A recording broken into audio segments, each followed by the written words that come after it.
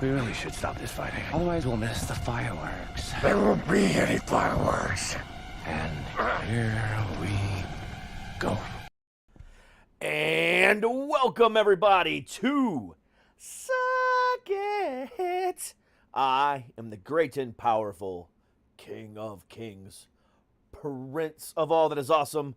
Derek, how the fuck is everybody today on this Friday, December, I said January, I have no idea why, December 4th of the horrible year that has been 2020.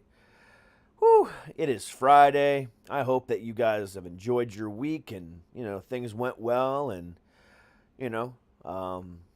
getting one step closer to Christmas and one step closer to the end of the year. So, hopefully things are on the up and up and, things are going well for you and everything else like that. And that's all we can really pray for. Hopefully things start turning around for everybody and we can all start moving on with our lives.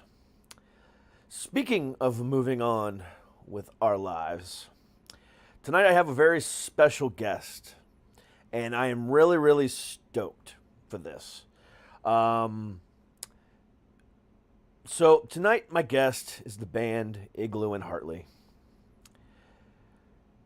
And for the first time in 10 years, they're releasing new music. And they just released the new song, Cooler, which the video for it is really fucking epic. It is chill. It is really, really cool, for lack of a better term.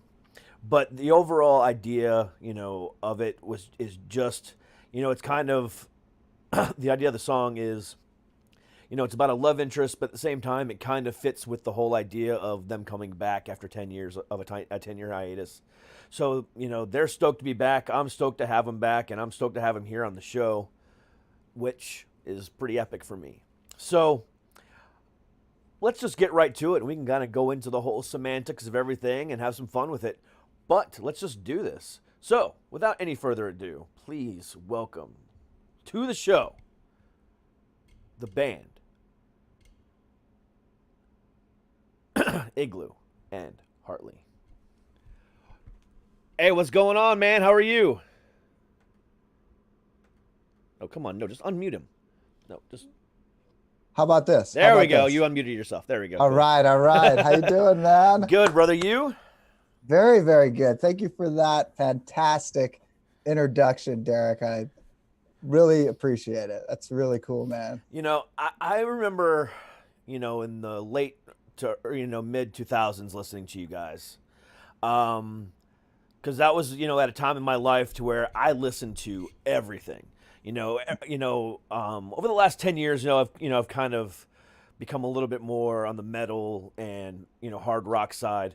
But back in the early 2000s, even the 90s, I was into all things rock. Everything from ska, everything to, to chill, to rock, to metal, to death metal, the whole nine yards. And, I used to listen to you guys quite frequently. And then just, out of the blue, you were gone. And it's now all of a sudden you're back. And what's it like, man? It's pretty wild. It feels awesome to be back and kind of in the swing of things, releasing Cooler today and just being a part of the music community again. It's really special, especially after a year in isolation for everybody due to, the COVID situation. Yeah. But it feels like we're back again almost because we were back before COVID hit and had a amazing reunion, which was just so powerful and really is the reason for this, really, this reuniting, this rebirth. That was in Hermosa Beach, summer of 2019, which sounds like so long ago, but it really wasn't. Yeah, not that long ago at all. Yeah. Yeah. And I talk about that show a lot to people because it was just so incredible with the sun was setting, it was like a festival set up on the beach in Hermosa. which doesn't happen too much in LA, like big shows on the beach. But the sun was setting as we were playing in the city, closing out the set, just like perfect timing. Like we didn't time it that way, but it was just, it was, and that was the song that we were most well known for. And it was the song about the city.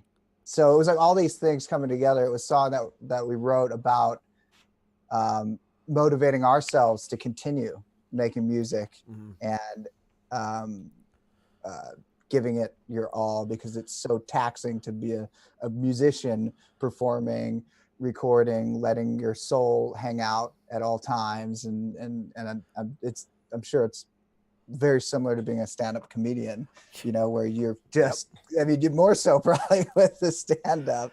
I mean, that's, I mean, with the stand-up comedy side, I mean, I can speak from experience on that. I mean, it's, you know, it's very self-deprecating to have to go up there and tell the exact same jokes all the time.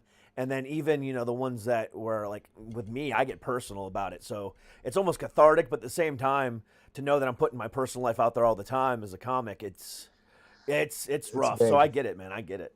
It's big, man. It's very big, and it's a very, it's a gift that you're giving, but it comes at an expense, of course, you know? Absolutely. But you need that, you need a solid motivation to keep giving that, you know?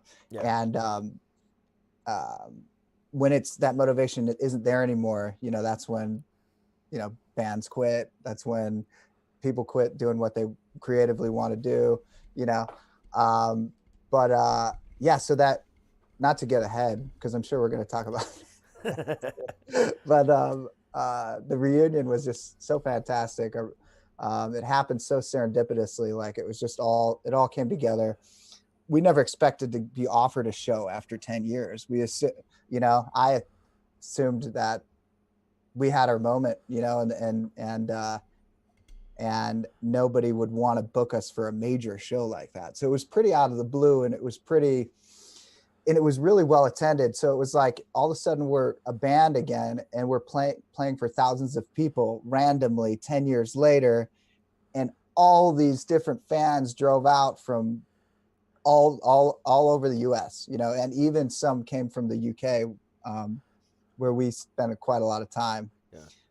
But it was just it was so meaningful, you know. It's just like a really, really meaningful show.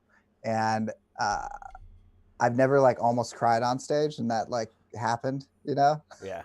Like I didn't fully cry, but it was like, holy crap, you know. We were brothers again on stage, and we all got together and we're like, you know what, we can't let this be. It would be great if this was the last thing, because it'd be like bookended, boom, like cool, great. Yeah. But that's just not our style. So we just have to keep, okay, now what's next, you know? Yeah. So exactly. Yeah. I have cried on stage, so I'm not ashamed to admit that. Nice, dude. Yes. So let's rewind, 10 years to 2009, 2010, when everything went down. Okay. I mean, the simplistic answer is, the weight of the road got to you. But I mean, what was it like? What was the final nail in the coffin? What were the conversations, and what kind of went through, take me through the steps of what happened back then. Okay. Man, it was a roller coaster. I guess the time frame was pretty crazy. We basically moved out to LA with the goal of getting a record deal, getting signed within a couple years. With the 2 years is what we gave our band. We're like, okay, we'll spend 2 years out here. And so we went hard. We played hundreds and hundreds of shows. I think it was like 200 and something was the tally, in about 2 years, which is a lot of shows. That's Maybe very it was ambitious, more. yeah. It was insane. Like we played to nobody all the time just so we could play, and we knocked on doors, and just the energetic output that took was insane. But we were young guys, so we were just out there ready to get it. And the going from kind of always bleeding for it to all of a sudden being signed and being overseas and having in like, it's like a huge jump, you know, and um, that kind of, we felt like we deserved it, but like in the back of your mind, you're like, did I deserve this? You know, like this success, you know? And there was a lot of that, like, at least I felt, like, all of a sudden we've got a lot to prove, you know? So that was like more weight. And, we were lucky enough to be offered a bunch of different contracts that we got to choose the record company. And, because there was a big buzz coming out of South by Southwest where we played consistently. Love that festival. Can't wait to go back. Fantastic festival. Oh man, it's the best. It really is. We could talk a long time about that festival. But okay, so we had a top 5 song in England, in the UK, top 5 in Belgium. It was in the charts all over Europe, and in the back of our heads, we just were like, this is great, but we can't wait till we're big in America. Yeah. Because that's our goal. You know, that was our real, not real goal, because obviously being big in Europe, looking back on it, was absolutely cooler, 20 billion times cooler than being big in America, really, because of the cultural diversity, the incredible, just the micro, everything is like, you step up another country, it's all different. Whereas they're only as big as the States, really. So, correct. So 6 months after being at the top, you know, I mean, it's for us, it was pretty much the top. We were dropped from our record label, even though we had a hit on the radio, which might sound crazy to some people, but if you're not selling enough records, they don't care. Yeah. You know, it's the bottom line, you know, They don't care. It could be a big radio hit, but if that's not translating into sales, like a lot of sales, and when you get advanced a sizable amount of money, they want to make that back. And if you're not going to make that back, they don't think you are. They'll just see you later. You know, that's kind of how it works when you get signed. So, yep.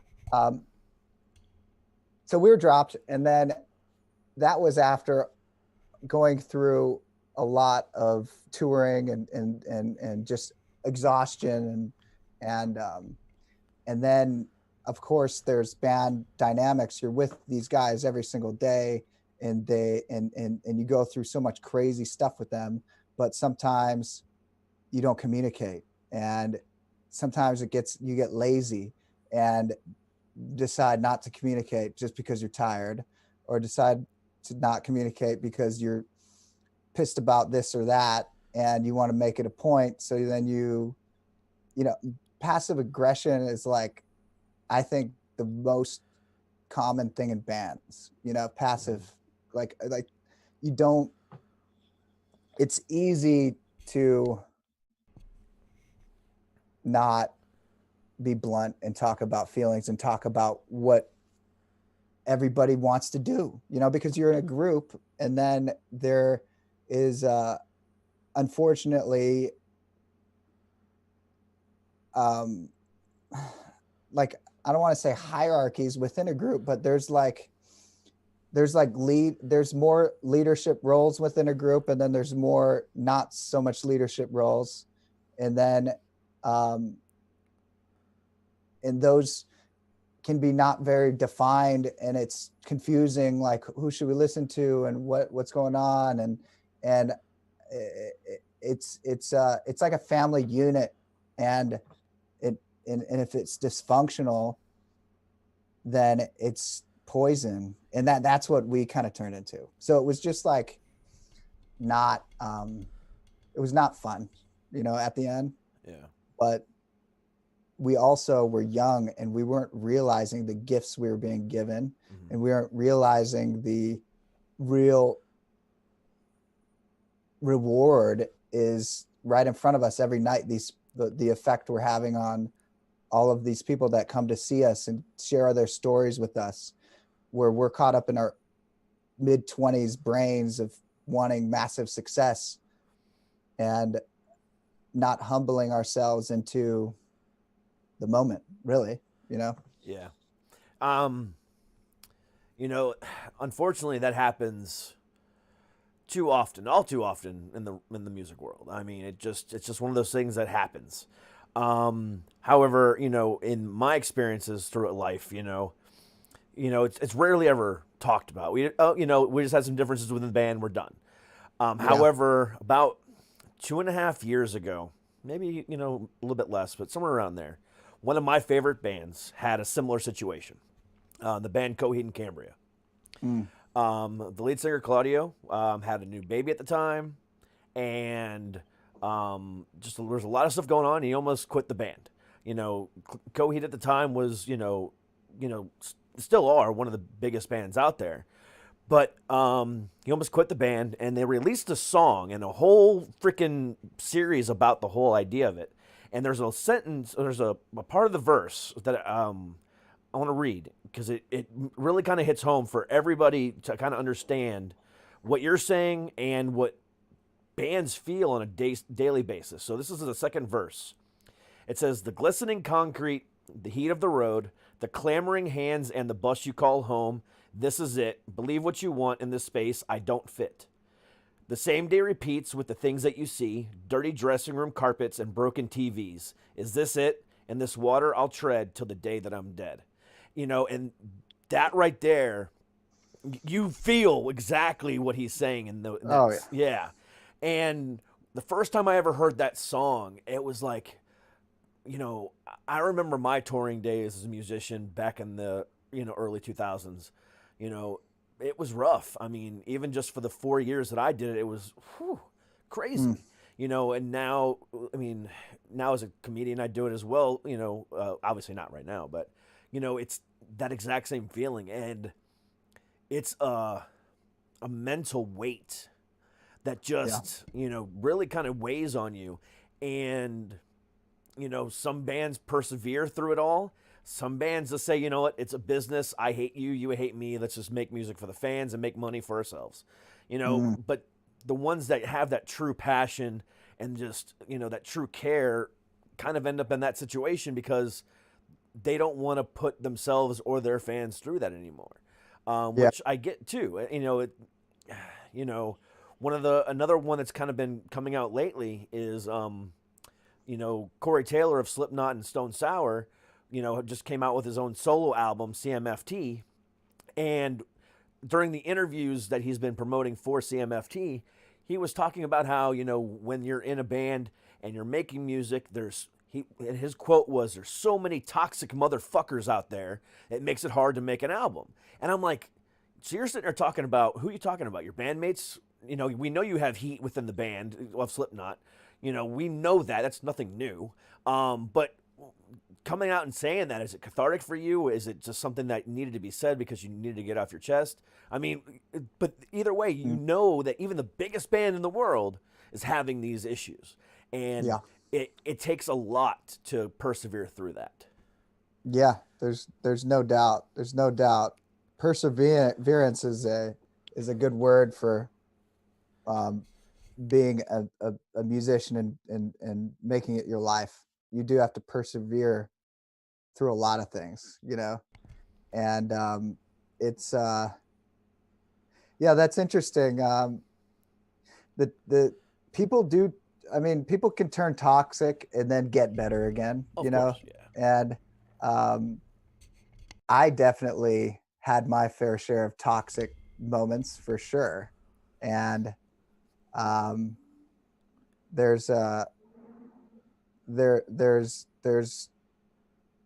definitely was a dark cloud that was hanging over my head personally during our band's hiatus. We didn't come out and say we broke up, because we didn't really break up. We just decided to do other stuff. We left Iglu and Hartly kind of on autopilot, in terms of managing the stuff you manage when you have a basic company, really, you know. Mm-hmm. But it wasn't active, and we weren't making music for 10 years, obviously, for Iglu and Hartly, but definitely for other projects. And it was that period when we weren't really even talking, and then we just kind of emailed like, we're on a hiatus kind of thing now, you know. I mean, it was like, looking back on that period, it feels like looking back, it's like a childish kind of thing, you know. It's like, why don't you just talk to your bandmates? Hey, what do you want to do? How can we make this work? You know, instead of just it's not going to work. We're, you know. Yeah. But we were immature.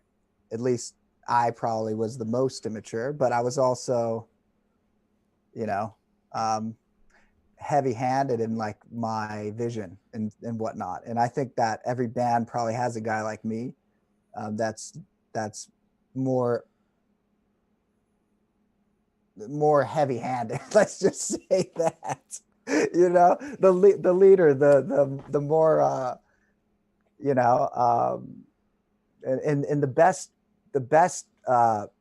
leaders of bands are the most gracious, and I see that with, like, my wife is obsessed with 311, and the way that Nick Hexum is with his bandmates is like amazing, and they love each other still, and it's like I've seen all the DVDs and stuff because she is a super fan, you know. Yeah. So I have like a good picture of what a band 30 years down the line, always been together, still having a vibe, looks like. And that's so great. But that's probably like 1%, right? Of all. Oh, bands. yeah. I mean, if you go beyond 20 years, you know, bands that are still close friends and still good with each other, I mean, I can think of a handful, you know, 311 being one of them. Korn, they're still really close. I mean, they're childhood friends. I mean, they still really close. Not Metallica, obviously not Slipknot, not Aerosmith or Rolling Stones. I mean, obviously not Ozzy. I mean, I can't. It's tough. It's tough. Yeah. I mean, even like the ones that came back, like Motley Crue. Right. No, they hate each other. Yeah. I mean, so it's like, what else is there? I mean, maybe the Foo Fighters, they still love each other. Yeah. I mean, other than that, I can't think of like many. It's a rarity. And I think it takes like that almost like Gandhi like leadership of a band, to very humble leadership, very, you know, because a band, in the way the public views it, some members get more attention than others, you know? So you have to be able to fix that within your unit right away. That's like something you have to tend to, you know what I mean? And that's what it is, man. It's like tending to like a family, and like being present for your family, and being present for your, having the energy to be like, wait, this is a crucial moment where we need to all like get together and talk about whatever, you know, is going on between us. Otherwise, and I felt that actually. I felt those crucial moments happening, and just was like, F this, you know? Yeah. Let's see if it'll still work out, you know? Almost tempting fate, you know? Almost like tempting, like, well, this other stuff worked out. Like, maybe this will just still work out. You know what I mean? Like, you don't know. It's weird.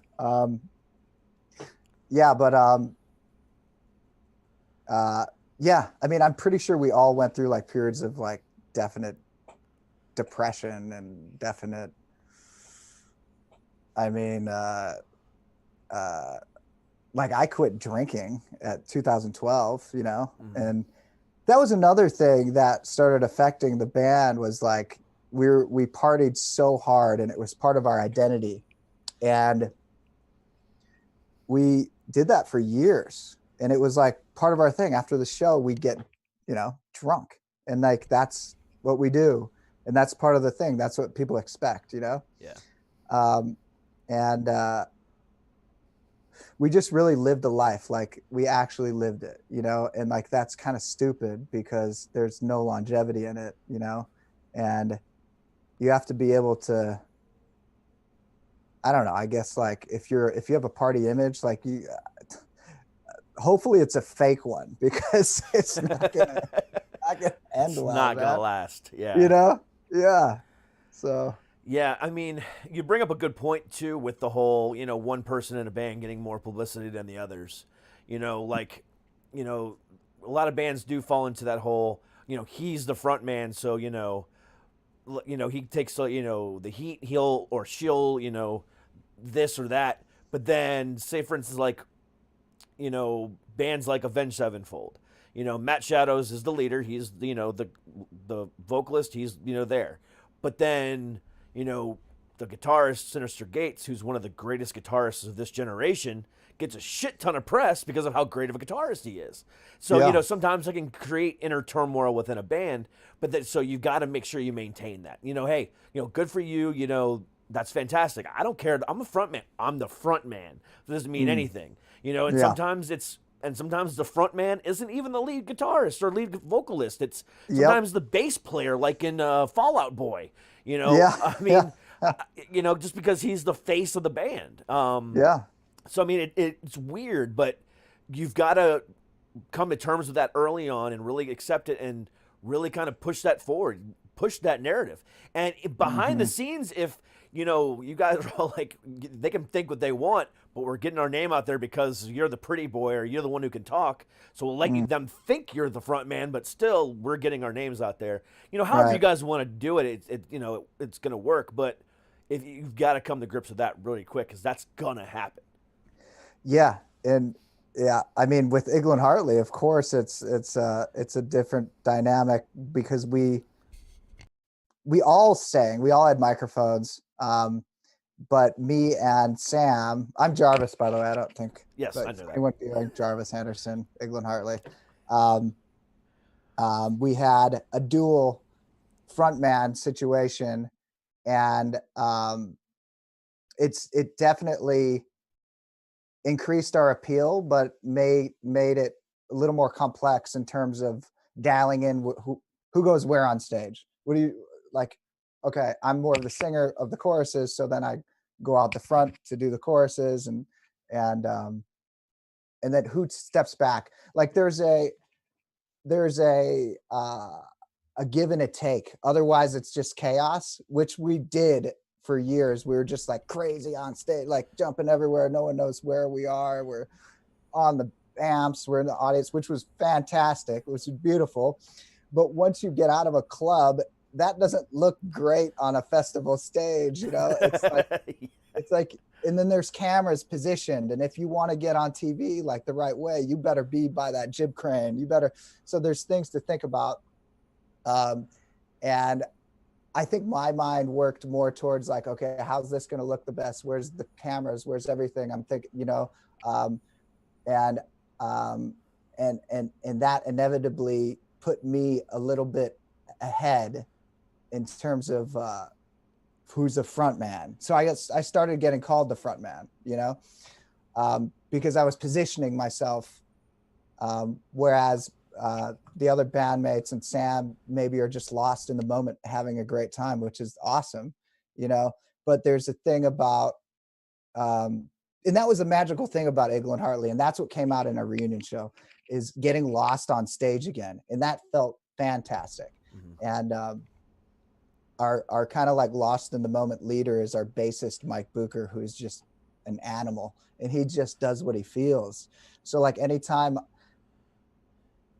I was too caught up in the program of like, what this is where I go, this is how I sing, this is da. Yeah. You would just come up and then it's just like, okay, we're just having fun, we're doing our thing. So that was just a great thing that continued even as our band got more like a band, like here's a front man, here's a second front man, here's a, like it was like And 311's kind of an interesting example because they have a singer and a lead singer, and then they have another singer. Correct. Martinez, who's does more of the rapping, but they're dynamic. They've obviously figured that out. They have a very like, now he goes back, now I go forward, now he goes back, and we didn't ever get that rigid in what we did, which is kind of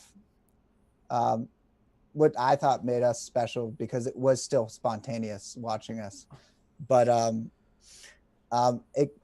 the whole frontman thing caused me to get more in my head about being a frontman. Okay, now how do I act? What do I do? That changed. So that started happening when we were in the UK with a hit. All of a sudden it's like, now we're getting called things. Jarvis is a frontman. You know, like it was taxing on me. It was taxing because now who does the interviews? Jarvis does the interviews. Who does this? What do the other guys do? You know, there's like, yeah, you're together until you make it, and then one person singled out to do shit. And that's just sometimes because of, you can't have 5 guys doing an interview sometimes, you know, it just doesn't work, right? Correct. Yeah. Like, so sometimes it's just realistic, but being split up and dissected in that, we weren't emotionally prepared for that kind of stuff, I don't think, you know? Yeah. At that point. So. Yeah, I mean, you're right about the 311 stuff. I mean, you know, they have it all figured out. I mean, another band like that is Atreyu. You know, the drummer sings, and you know, the clean vocals, and then they have a screamer. And you know, when they switch off, I can't remember their names for the life of me because I'm not an Atreyu fan, but I remember watching them in concert a couple times. You know, the screamer will actually go into the darkness, you know, and kind of fade off the you know, and while the drummer's singing. And they kind of go back and forth, and it's, you know, it works, you know, pretty well, but again, that doesn't work for everybody. So that does get taxing. I can definitely understand, especially, you know, from your point of view, now all of a sudden, you know, you're the face of the band without even, you know, being, you know, kind of voted in there as far as like the guys go. This is just what the perception is out there of the media or the fan base or whatever the case might be. So now you have this certain pressure, like you were saying, of like, you know, how do I act? What do I do? And, you know, now if I mess up, does that make the whole band look bad, or does it, you know, are we just, you know, there's so much pressure behind it. I completely understand. Yeah, absolutely. Yeah. And also it can't help but to affect like your perception of yourself. Now I was not as humble, you know what I mean? Like now I was starting to like, I mean, I definitely had moments where I was a total dick, you know what I mean? Yeah. And that's, that I think was a reflection of basically being immature and not realizing the gifts that were happening and not being appreciative.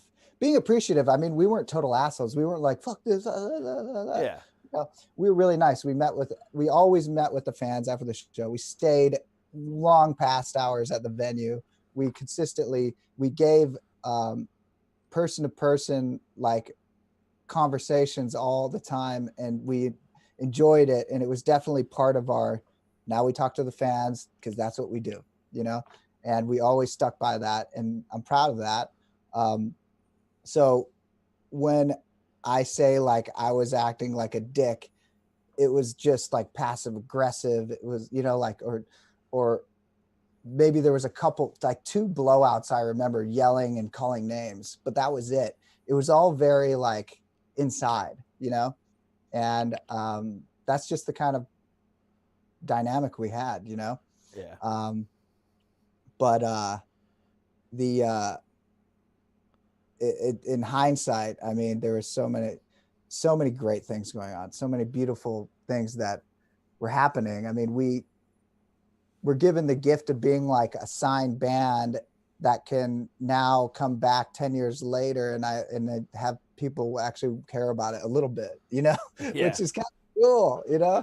I mean, I'm surprised. I'm surprised and honored, you know? Oh, absolutely. I can definitely understand.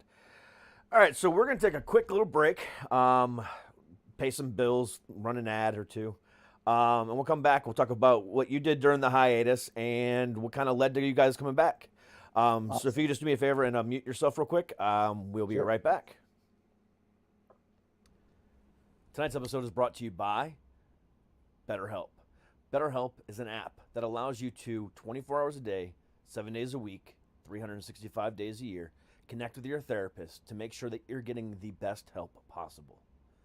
BetterHelp is different in the fact that you don't have to go to your Cigna or Blue Cross Blue Shield website, look through thousands and thousands of therapists in your area that may or may not be accepting new patients, and then have to wait weeks upon weeks to get into that waiting room, and then wait an hour or two to get to see that person in that waiting room, only to find out that you don't connect on that personal level and they're not what you need. BetterHelp avoids all that.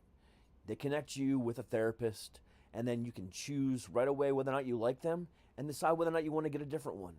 BetterHelp is different because of that. And when you go to betterhelp.com/SIPod, you get 10% off your first month. BetterHelp is the best therapy app out there today. There's nothing better. And I'm so grateful to have connected with them because I use them. And as someone who speaks from a mental health perspective who has bipolar, it helps me every day. And I hope that they can help you as well. As a matter of fact, I know they can. So again, do yourself a favor, go to betterhelp.com/SIPod for 10% off your first month. BetterHelp. You can't go wrong. Hey guys, have you ever wondered how you can help support the channel and look cool at the same time? Do yourself a favor, go to dckproductions.com/shop and get yourself some of the coolest apparel out there. Whether you just want one of our basic logos in a t-shirt or hoodie form, or whether or not you want to get one of our great graphic tees that are just funny as hell.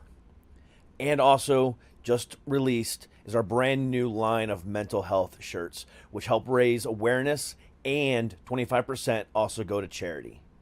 So please do yourself a favor. Again, go to dckproductions.com/shop for the best apparel out there.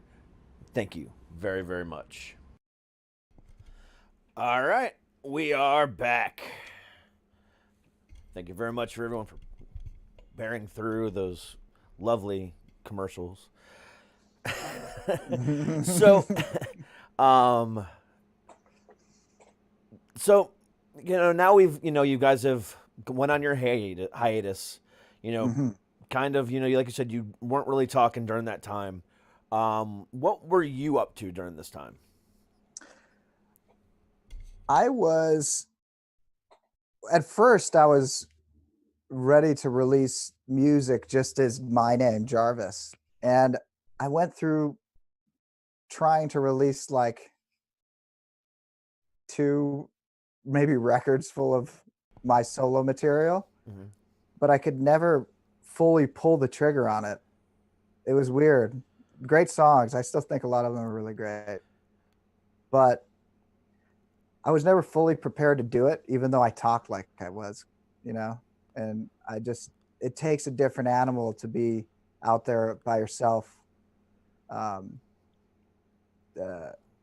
It's a different type of artist, I think, than a person that's a solo artist, than a person that plays with a band. I mean, psychologically different, I think. Oh, absolutely. It wasn't me. So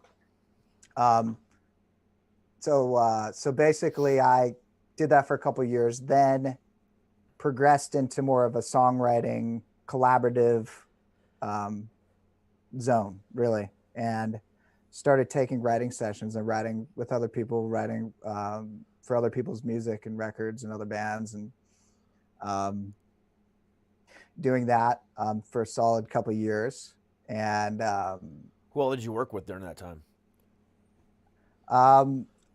I wrote with a lot of different people and bands.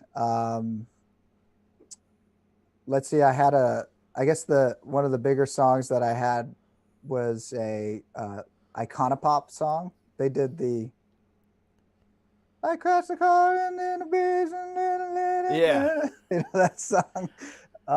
It was a big hit like in 2014 or something. Yeah. But I had a song on that record that was, and then a bunch of like new bands. Like I did a lot of stuff with that band, a band called Night Riots, a band called pop artists like this guy Hariz,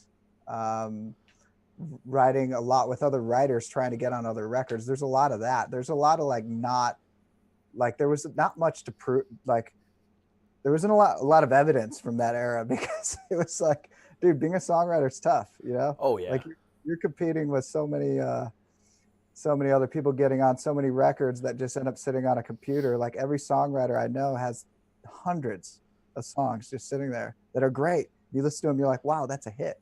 You know, that sounds like a hit. And it's on a computer and no one's doing anything with it. Yeah.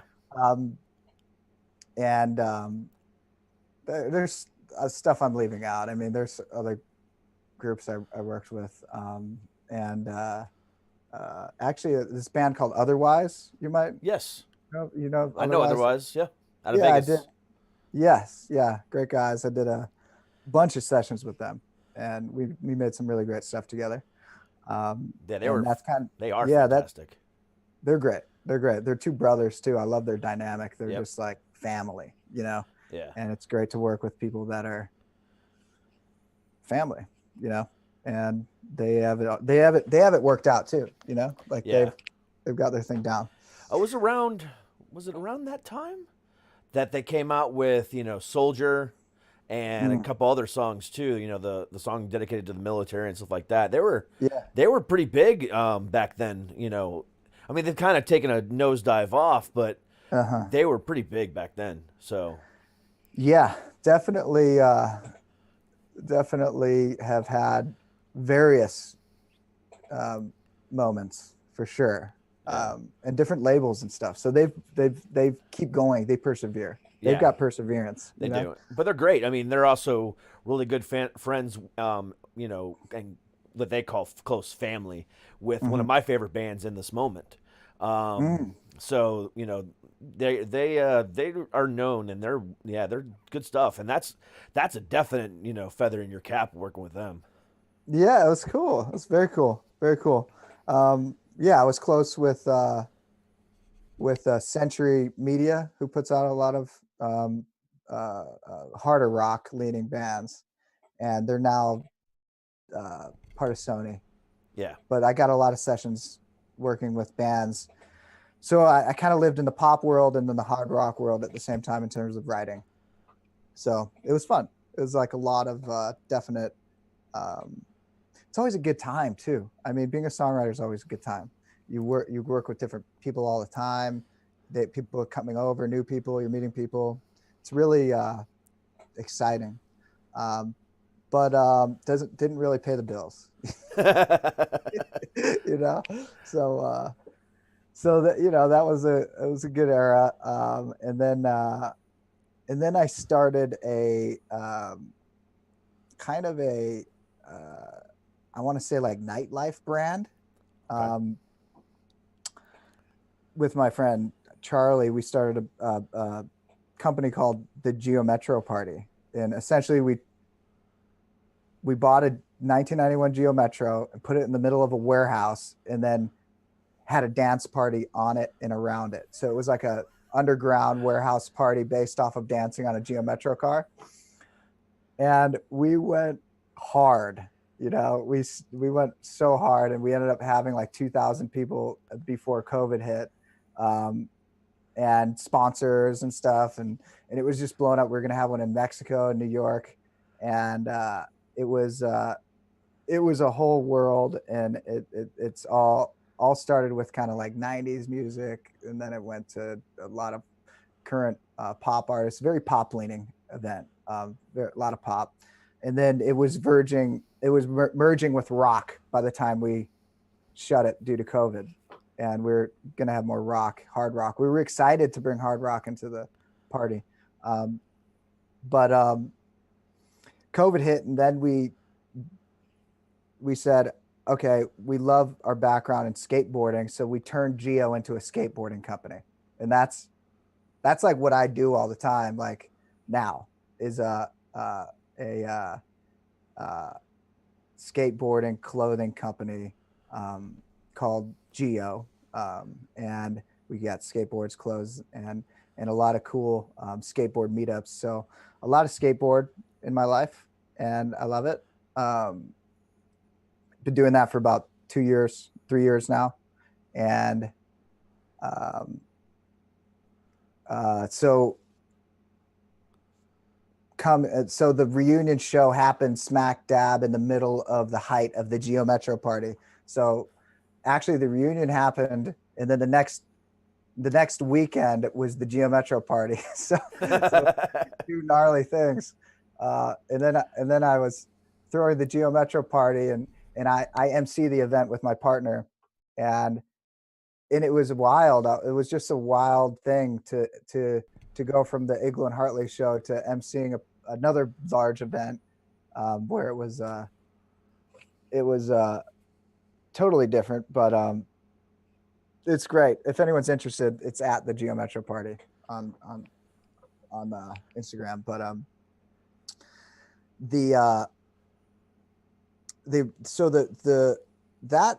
that happened the summer before COVID, the reunion party and the reunion show. And then almost immediately after the reunion show in Hermosa, I started going into the hard drives and seeing what we were working on when we were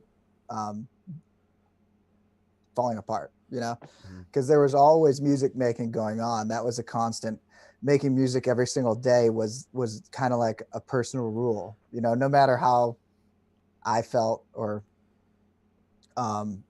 it was like go to your job. What do you do? Oh, I sit on the couch and drink all day. No, then okay, drink all day, but make music too.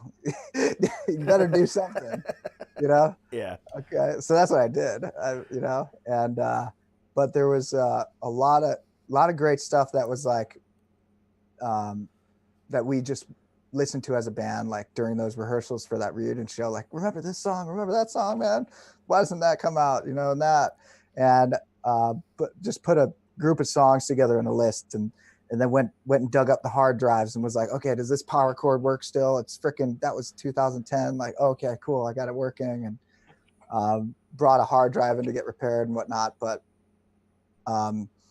ended up getting a bunch of sessions up and sitting around with the guys and seeing what songs worth working on and what songs, maybe not. And that was really fun. And that was kind of what we are going to be releasing, like a lot of that, plus some newer songs as well that have been written much more recently, and a new song, but there is going to be like a span of 10 years on this this next release, which is going to be an EP, maybe an album, and that's going to be February or March. So Cooler is a part of like a larger body of work, which is important to tell everyone. It's not just going to be A one-off. Yeah, it's not just a one-off. It felt like the most hey, we're back out of the whole group, bunch of songs, Yeah.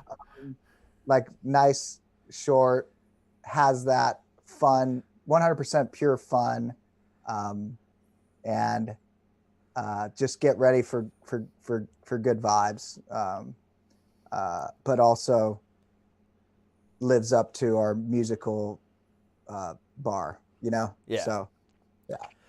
So, what led to the reunion last year in Hermosa?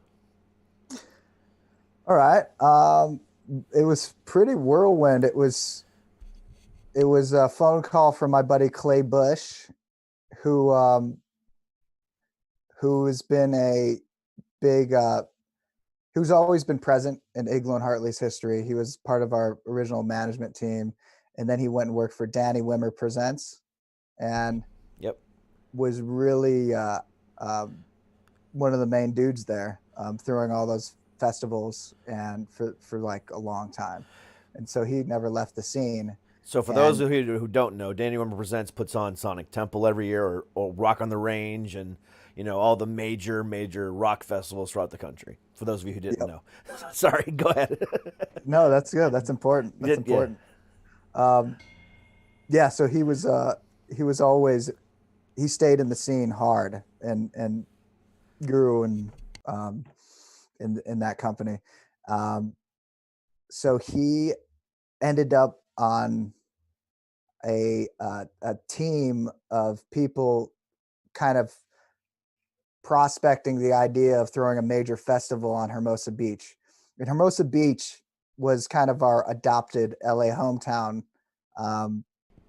where we spent a lot of time playing a lot of shows, and it was definitely our home base after playing Hollywood for about a year. Then a couple guys from Hermosa area, Manhattan, said, "Hey, why don't you guys play this nightclub?" And it was called The Shore at the time. And then that led to just us always playing in Hermosa, and until we went on hiatus. Actually, like, it was our last show we played too. We played at the Shore. I think that was our last show. But we had that ingrained. We were a South Bay band kind of thing, and we love that. So Clay was part of this team, my buddy Clay, to find out if they could throw a festival, and they were looking for bands so they could pitch it. It was very early days for the festival. And then he told the company running it, that, hey, Iglu and Hartly's like a band that came out of the South Bay, and we should reunite them. And he called me up, like, right as they had that idea. He told me later. They were in a boardroom kind of thing. I know it because I went there after, but they were just discussing it. He's like, "I'll call Jarvis now." It was like right when they had the idea.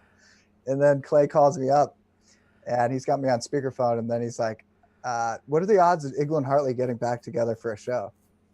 And I said, I mean, very low.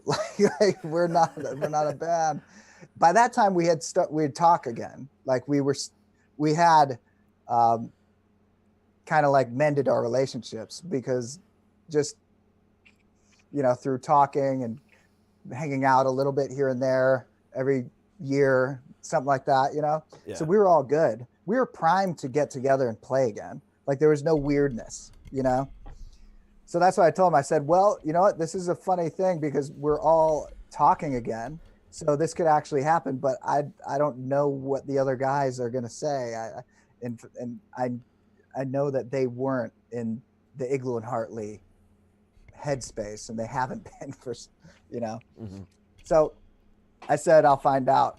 And then everybody pretty much said no. And in their own ways, like respectable ways. And it's like, and then I got it, So then I went back to Clay, and I was like, "Dude, you're going to have to like pay everybody a lot of money. I know we're not even a big band, but like, it's like, I can't think of another way, And then we ended up getting paid, way more than we were worth to play that show. And it caused people to not go to work and play the show and not have this other business, because everyone's not in, like, they're like, for example, Simon is executive at Republic Records. Like, he was not going to leave, and start being in his own little band again, and it's not like to say that it took money, because we needed like a fuck off element to get back together. Oh my God, look at that. They paid us, like, fuck this, fuck off. Like, that's insane. Like, like, I can't believe that. And that's what glued us together. Like, and that's kind of what can you believe that happens kind of thing? Like, that's what drove our band, like, in the early days, like, can you believe it? They did that. That's insane, man. And, I mean, we when I say we didn't deserve it, I mean we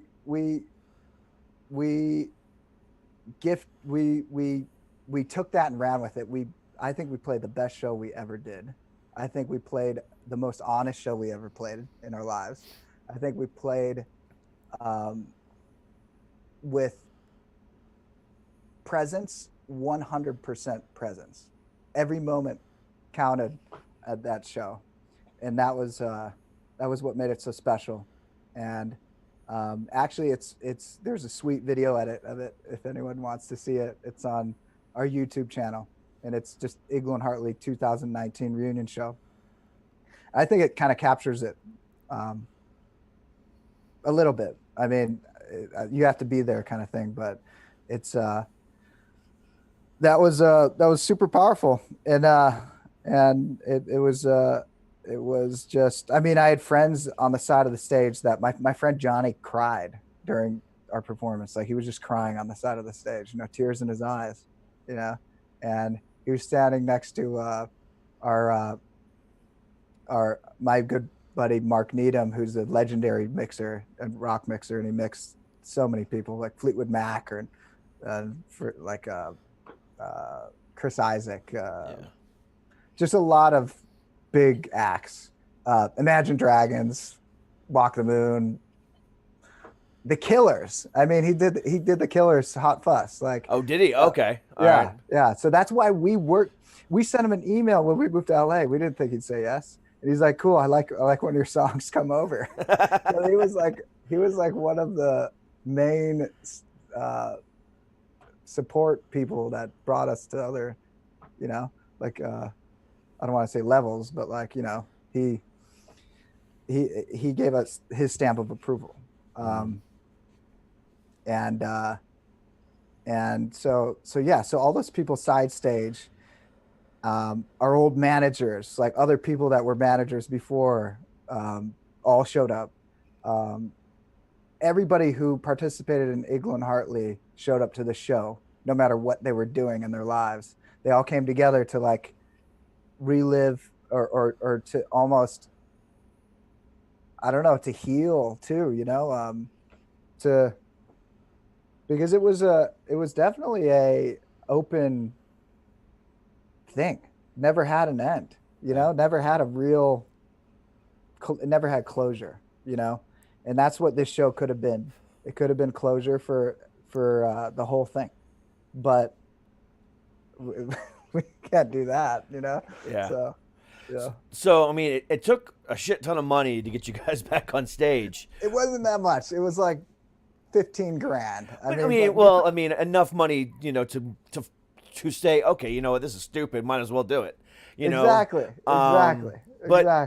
But then you guys got out there, all these people showed up, even people from the UK, you said, and all your former, managers and, everybody else, people are standing there, literally crying on the side of the stage.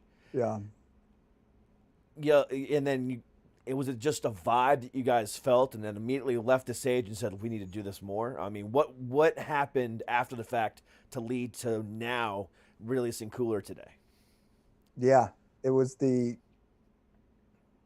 conversations after the show in the back, because they had a nice back area where everyone hung out really late. I mean, and this was all on the beach, and we just had a lot of hugs, a lot of heartfelt, I love yous all over the place. And yeah, of course we're going to put out new music. That's what everybody was saying. Of course we're going to do it. Of course we're going to do it. And it was that just, that's all it took. That's all it took for me to start going ham. You know what I mean? Like, that opened it up for me. Yeah. Like, hearing that from my bandmates, like, let's release some new music. So I started going 100%, and then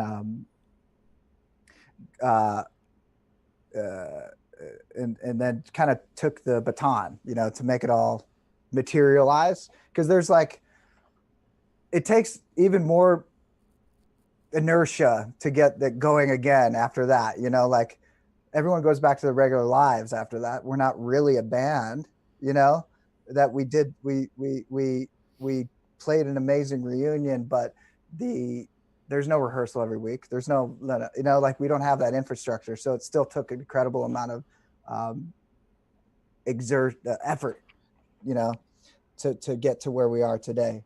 And I'm so happy about it because now we have a song that we're proud of out, and it's the beginning of a new era. It is. And when I listen to the song, I mean, the video, like I said, is groovy. It's, it's got this cheesy element of, chilling in a freaking cooler on the beach in the water. It's so funny, but like, I know, dude. I'm sitting there watching it, and I had to watch because when you first time you hear music, if you're watching a music video, you get caught up in the music video itself. You have to take a step back and you have to watch it again to really kind of, that's at least for me. I don't know how everybody else works, but yeah. I don't really pay attention to the lyrics. I pay attention to the groove of the, the sound and what's going on the screen. But then I have to go back and like, okay, I need to listen to the lyrics this time. I'm going to close my eyes or, turn off my monitor just so I can hear the song, or just go to Spotify or whatever and just listen to it. But, I listened to it a couple times and I'm like, damn, this is really groovy. And then, I have a habit of not doing a lot of research on people that come on my show. You guys I knew about, so I didn't have to do any research anyway, but I didn't want to research the new song or, read the full press kit. And I was like, cause I don't do that. Cause one of the things I love doing on my show is if I don't know who you are, everything I want to know I'm going to ask you about. So, I want to hear it from your mouth hole, not from a press kit. That's just not what I do. Or I don't want to go to Wikipedia and I don't want to go to other interviews because that's not why you're here. You're here to ask different questions and talk, hopefully, stuff you haven't talked about yet. And maybe go even deeper, or whatever the case might be. But so I didn't read any of that.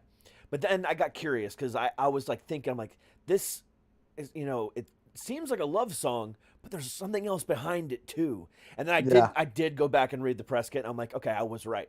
And you get multiple vibes from it, and as you're listening to it, it really just it can be about so many different things. But the fact that it is twofold for you guys, but at the same time, somebody else listening to it can have the third feeling for it, or a fourth, or fifth, or sixth, or whatever. And I love the way you guys did this, and it's a groovy song. It's got some great sounds, great melody, just the whole nine, and it's a great way to say, fuck yeah, guys, we're back.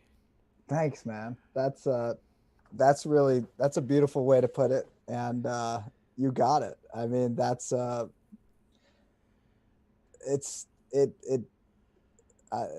can't say it any better. I mean, that's what it was. It has that feeling more so than anything, more so than any lyric, or it's just the whole package says we're back, Yeah. And I mean, the concept of the song is definitely a deep wanting, a deep down, really wanting of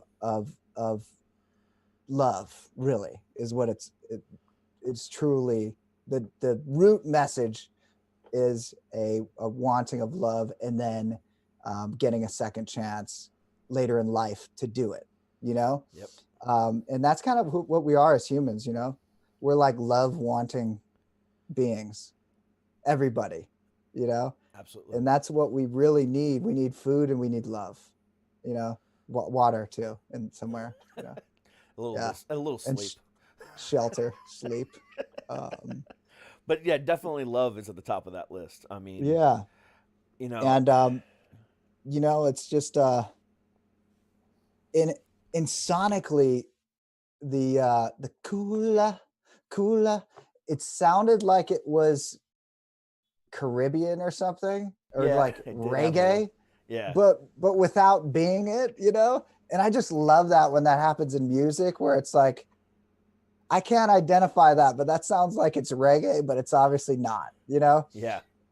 in those times when I'm listening to music and I'm like, I'm like trying to identify things but unable to, but still loving it. That's my favorite kind of music to listen to because it excites me, you know, and it had that quality as well. So that was a big, just a feeling part of the release, you know. And funny enough, the bagpipe intro and the bagpipe outro, those are bagpipes. Okay, I was curious about that because it had a little bit of a different sound to it. Yeah, there's two different types of bagpipes, Scottish and Irish bagpipes going on. But one person said, "Sounds like I'm in a Chinese restaurant." This is a review that happened. Like, what are you talking about? It was just funny, some of the stuff. But the bagpipes were added right before release because I felt the song was such a straight ahead banger with some deep stuff that it needed some just wild epic shit going on, you know what I mean, that just kind of throws it into outer space a little bit, you know, so it's not tethered anymore, it's just fucking, you know, and to bookend it both times. So that was just my also a tribute to the UK, where we're itching to get back and see all of our friends over there. So can't go wrong with bagpipes, you know. Yeah, no, you can't. Absolutely not. And by the way, I love the cooler in the background. Oh, thanks. Thank you. Definitely fits the motif. Mm-hmm. But like I said, it really hit when I was listening to it, and I was like, you know, I it felt like, you know, you guys never left, and it was like, these guys are on, and it's amazing. The song is fantastic, and I will be contacting Mike once I find out when the album or EP or whatever it's going to be is dropping in February or March, because I want you guys back on the show again when that drops, because I cannot wait to review that album. It's going to be so fucking good. Thank you, man. Really appreciate that, man. I mean, really do. You guys, like I said, I mean, you guys were one of the bands that I listened to back in that time, and you know, back when I had more of an eclectic taste, but at the same time, you know, you were one of the softer of the bands that I listened to, you know, during that time. Yeah. Just because, but at the same time, you know, there's other, you know, because you guys have a weird, you know, I can't really put you guys in a classification. I mean, you can say what you want, but I mean, you guys just are all over the place as far as sound goes. I mean, it's a little bit ska-esque, it's a little bit synth-esque, it's a little bit this-esque, it's a little bit of everything. But like, you know, I mean, for anyone who's questioning, it's like it's kind of ska-ish, but it's kind of not-ish. So I mean, but like, you know, as far as that goes, I mean, the only other bands like that time I listened to were like you was like the Supervillains out of Cocoa Beach, Florida, or you know, that was pretty much it. I mean, just you know, of that style, everything else was, you know, Mudvayne before they broke up, or you know, obviously Slipknot or Machine Head, or you know, I mean, that's what's funny. Not to cut you off, Derek, but that is kind of an Iglu and Hartly thing, to be like a hard rock counterpart, or companion, really, I should say, because we had a lot of fans that would normally listen to heavier music, and they listen to us as well. And that was we played actually a Screamo Fest in Bakersfield, and we were wondering why we were booked on it, but we had a bunch of people at our stage, and it was eye-opening. And I realized that, like you, Derek, we were like the softer thing that people that normally listen to heavy music listen to, you know? Yeah, it's that. It's not like, it's not like the heavy metal guy who loves Deathlock and shit like that, who has a guilty pleasure for listening to Paramore. It's nothing like that. It's like it's that palate cleanser. It's like I just, what I'm saying. It's kind of that grooviness, and not many of the the softer side of bands kind of fit that. But you guys just there was something about it that really spoke to me, and I know other people that were in that same genre as I am, but it's like it's just, it was fantastic, and and I want to go back and listen to the old stuff again, and and just like chill with it, and just like I mean, it was good stuff, and it still is, and I cannot wait to hear what you guys come out with next. Thanks, Derek. Thank you, man. Really appreciate it. That's so cool. It's so cool to relearn that about Iglu and Hartly, and about people who enjoyed our music, and just really, I mean, we're just floored that people have been listening for these 10 years we've been gone, Yeah. And still living with And Then Boom, which was our debut record for this long. And we're not going to be a one album band anymore, that's for sure. Yeah. Even though that's kind of sexy to be like, what if, but we can't do that. We got to scratch that itch, and that's fine. And we're excited to do it. Yeah. And to be totally truthfully honest, I mean, with you, I mean, to have you be on my show today, the day the single dropped, is an honor on my part. So thank you very much for being here. Dude, my pleasure. Like, this has been fun. This has been awesome. Thanks, man. Hey, no problem. It's definitely my pleasure. But I definitely want you guys back in February, March, whenever this drops, because it's going to be epic. Epic. Count us in, dude. All right, man. But you take care of yourself. Enjoy the rest of your weekend. Stay safe. Have a happy holiday. And we'll talk to you in the new year, man. Awesome, Derek. Thank you so much. No problem. To everyone listening, thanks for sticking around, and let's party. Let's go. This is great. I'm sure I'm sure my 47,000 listeners are gonna definitely be hopefully knocking that track this weekend. Let's hope so. Let's get them to knock it. Let's do it. Okay, 47,000 people ish will download this episode over the next 3 weeks. I'm going to go to his page on YouTube in 3 weeks. If I don't see 50,000 people have viewed this video, I'm going to be pissed. Yeah.